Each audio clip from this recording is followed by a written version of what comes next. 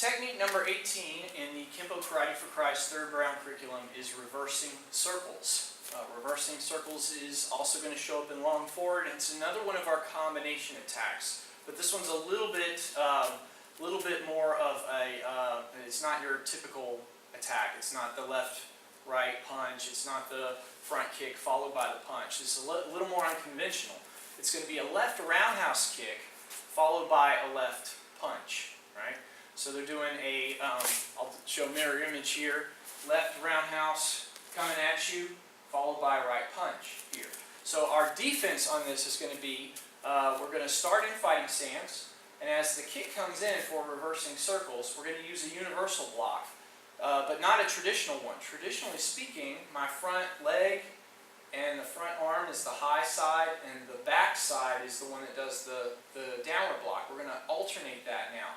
So my front side is doing the downward block as that roundhouse kick comes in, and my rear side, as I pivot, right arm low, left arm high, does a cross universal block to intercept that left kick.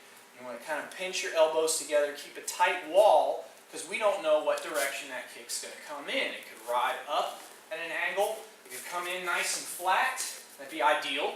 It could even come down with a roundhouse kick. So that's why we use this universal block idea. It creates an open space that can intercept that kick regardless of what direction it's coming in.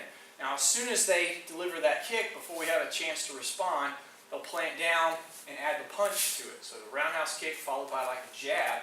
And as that jab comes in, I'm going to fan upward, block with an outward thrusting sword hand attack. And then from here, I'm going to pivot, hold it up, outward thrusting sword attack. So I'm crossed here. I went from this universal block, the right hand's low, it has further to travel, but it's going to come up, protecting the face with that, as that punch comes in, and the left hand's going to roll down. I cover the face with the right hand and outward sword hand with the left as I pivot to a forward bow. Then I'm going to pivot back to a neutral bow, grabbing the arm as it comes up, and outward sword hand with the right hand back into a neutral bow. And that's as much as shows up in the actual long form 4. And it's at a point where you're actually facing 6 o'clock. So you've turned around, you're facing 6, and it will do the classic here first, and then it will do the alternate side, and then it comes back into snaking talon from there on the diagonals. But that's in the form it does it that way. So facing 12, left kick comes in, right side down, left side up. Use this cross universal block to block the kick, and then the punch comes right circle high, intercept the punch and sword hand. Left come up and grab that arm, outward sword hand. Now from here, I'm going to pull the hand down. This part's not in the form, but I'm turning the hand a little bit, rolling it so I can get behind the wrist, or behind the elbow, with the right hand. It's going to come up and apply an arm bar here. So we roll forward, I'll step in front of his left leg, and bring him down into an arm bar off that left side, right? If you can, you'll take him all the way down. From here, I would turn. In this technique, however, we get to this point and he resists. He's strong, whatever. He understands the force against his elbow, and he goes to stand up against this.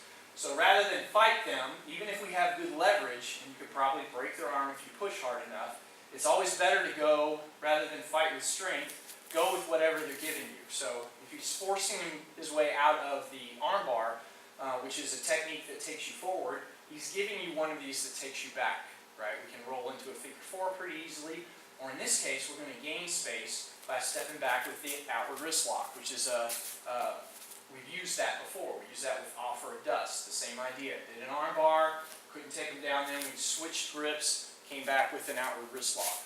Also with grip of death, same idea.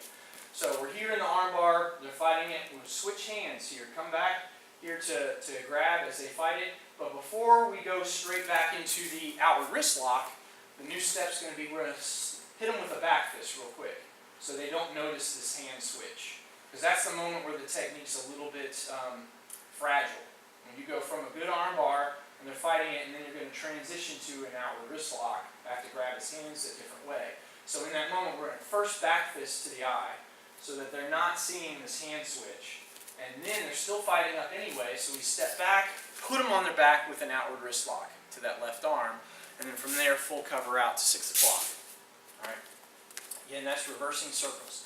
So left roundhouse kick comes in, right low, left high, left sword hand, left high and grab, right sword hand, roll them down into an arm bar.